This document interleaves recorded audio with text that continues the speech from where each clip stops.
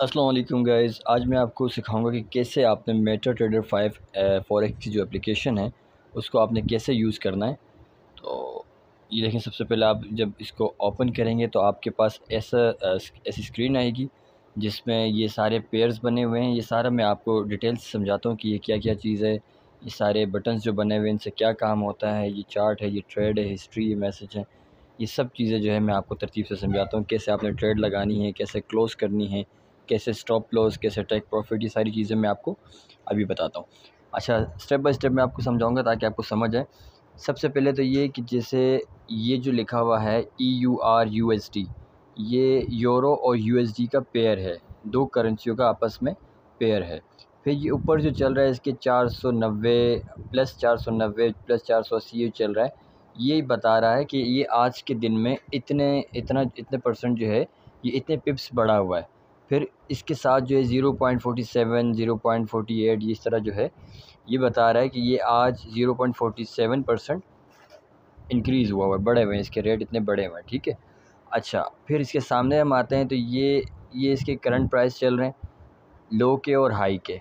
ये मैं आगे आपको बताऊंगा कि कौन सी ये दो लाइंस होती हैं, उनके उनके प्राइस हैं ये। इसके नीचे जो ग्रे कलर का लिखा हुआ है ये, इसमें ये लिखा हुआ है कि ये आज के दिन इतना लो गया है एल, और एच का मतलब है कि ये आज के दिन इतना हाई गया हुआ है। ठीक है। फिर इस तरह नीचे बहुत सारे पेयर्स हैं। फिर ये EUR USD के नीचे जो ये आ रहा है ये टाइम है।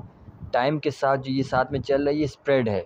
मतलब इनकी जो सर्विस चार्जेस है, जो ये जितने भी ब्रोकर्स हैं वो अपने एक सर्विस चार्जेस जो लेते हैं, ये वो स्प्रेड होता है। जिस तरह अभी ये इसके सर्विस जो चार्जेस जो है स्प्रेड जो है 2000 है, बहुत ज़्यादा है ये।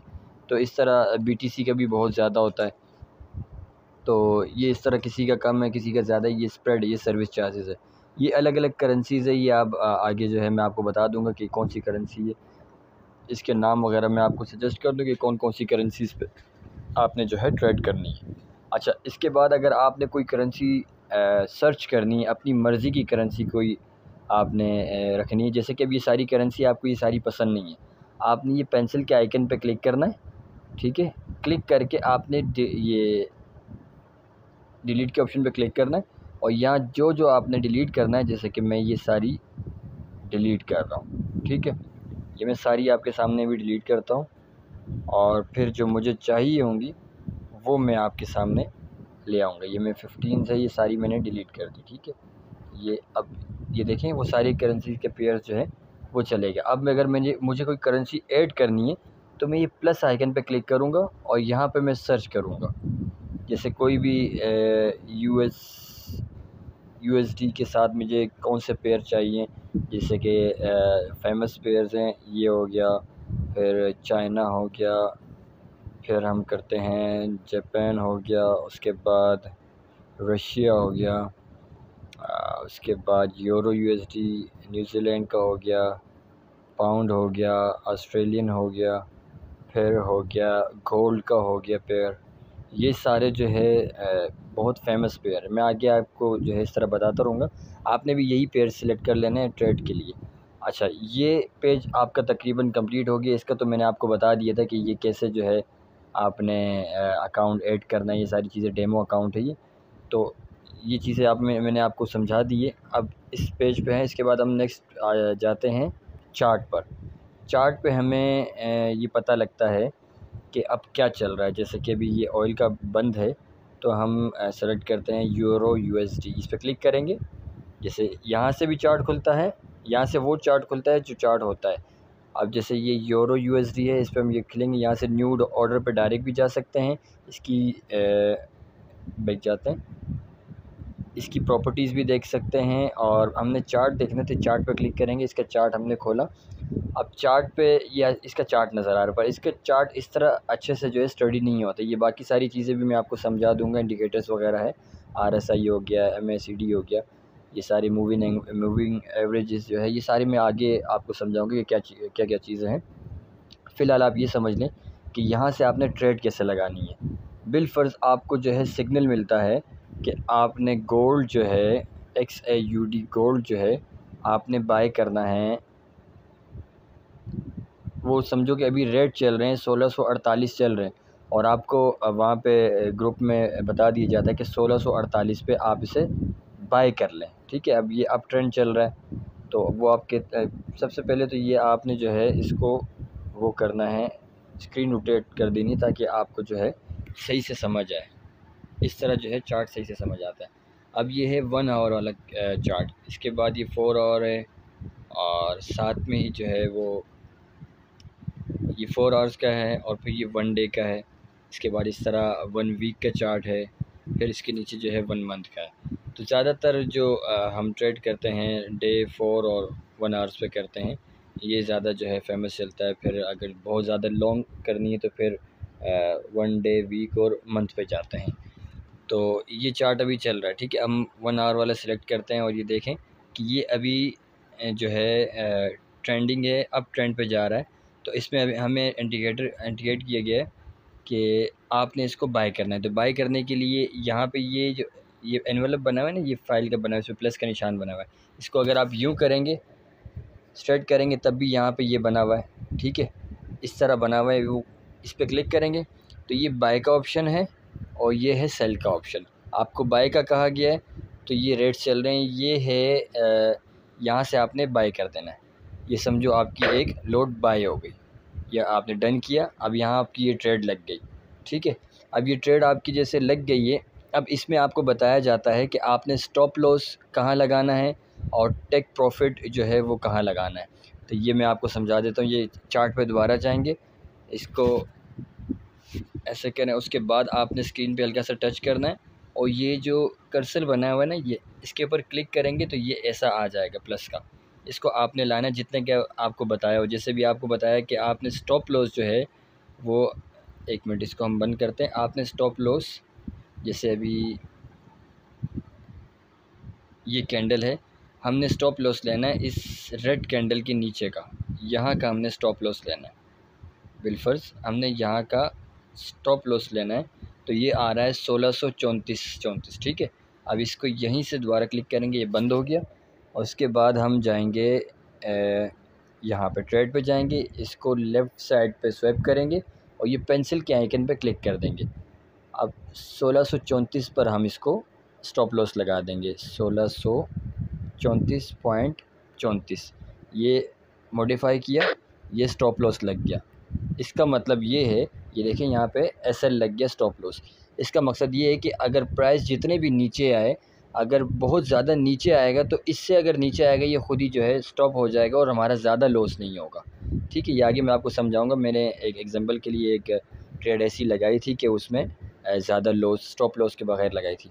तो ये देखें, ये अब इस तरह है। अब इसमें टेक प्रॉफिट का भी आपको बताया जाता है कि आपने टेक प्रॉफिट जो है टीपी वो कहाँ लगाना है। जैसे मैं अभी इसको रोटेट करता हूँ और इसको थोड़ा जूम करूँ, जैसे अभी मैं आपको थोड़ा सा बताता हूँ। जैसे कि ये चल रहा है, इसको दोबारा क्लिक करेंगे और यहाँ से आपको बताया जाता है कि आपने टेक प्रॉफिट जो है वो जल्दी लेना है।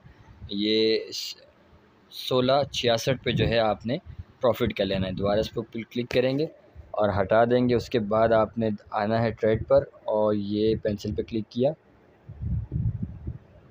इसको आपने 1666 पे आपने मॉडिफाई कर दिया। ये टेक प्रॉफिट का भी इस तरह लग गया। देखिए स्टॉप लॉस लग दिया, ये जी ये स्टॉप लॉस है और ये जो है टीपी है, टेक प्रॉफिट का है। तो आप अगर सोए हुए भी होंगे या आप कुछ काम कर रहे होंगे, बिज़ी होंगे, तो ये खुद ही बिक जाएगा, आपको आपका प्रॉफिट जो है आपके अकाउंट में आ जाएगा। ये इस तरह है। फिर ये इंडिकेटर्स हैं, ये अलग अलग इंडिकेटर्स है, वो आपको जो है बताते हैं कि क्या क्या चीज़ चल रही है। उसके बाद ये चार्ट आपने समझ लिया। इसके बाद यहाँ पे आप आएंगे तो आपने कौन कौन सी विंडोज़ ऐड की हुई हैं, ये फिर है आपने, आपके पास जो ये करेंसीज़ हैं यहाँ पे जो शो हो रही हैं वो आपको यहाँ भी शो होती है। यहाँ पे डायरेक्ट आपने किसी के चार्ट खोलना हो तो इनमें से किसी का भी क्लिक करेंगे, जैसे कि यूरो यूएसडी क्लिक किया तो ये यूरो यूएसडी 1 आवर वाला खुल गया। ये देखिए ये उस करेंसी का नाम आ रहा है। ठीक है, साथ में H1 लिखा हुआ है। H1 की मीनिंग है, ये देखिए इस पर स्क्रीन पे क्लिक करेंगे, ऐसे स्क्रीन पे क्लिक करेंगे, ये इस तरह ये खुल जाएगा। ये H1 का खुल गया ये साथ में। अब मैं अगर H4 करूँगा तो यहाँ भी H4 हो जाएगा। तो ये इस तरह चार्ट खुलता है। अब उसके बाद ये है F के मतलब है ये सारे इंडिकेटर्स हैं। कि आपने इंडिकेटर्स कौन से लगाने, कैसे लगाने, ये सारे मैं आपको बाद में समझाऊंगा इंशाल्लाह। अब ट्रेड पे आते हैं। ट्रेड पे आने के बाद आपको ये इस तरह का कुछ दिखेगा। तो इसमें ये होता है कि इसमें आपका रियल बैलेंस जो आपने डिपॉज़िट किया होता है, बैलेंस वो यहाँ पे होता है, बैलेंस पे शो होता है। इक्विटी वो होती है जो आपका रियल बैलेंस जो है शो हो रहा होता है, मतलब आपने जितनी ट्रेड्स लगाई हुई हैं, चाहे वो प्रॉफिट में जा रही हो तो भी जो रियल बैलेंस आपके पास होगा वो शो होगा, अगर वो माइनस में जा रही तो भी वो यहीं पे शो होगा, ठीक है। उसके बाद मार्जिन है, ये वो बैलेंस होता है कि आप इसको विड्रा कर सकते हैं, और ये मार्जिन लेवल है, इसमें जो है ये आपके इतने जो है मार्जिन चल रहा है। ये चीज़ें मैं आपको डीपली बाद में आसानी से गाइड कर लूँगा। अभी आप जो है सिर्फ बेसिक समझ लें कि आपने ट्रेड लगानी कैसे और क्लोज़ कैसे करनी है। टेक प्रॉफिट का भी आपको पता चल गया, और उसके बाद स्टॉप लॉस का भी पता चल गया। फिर यहाँ पे आपकी हिस्ट्री है।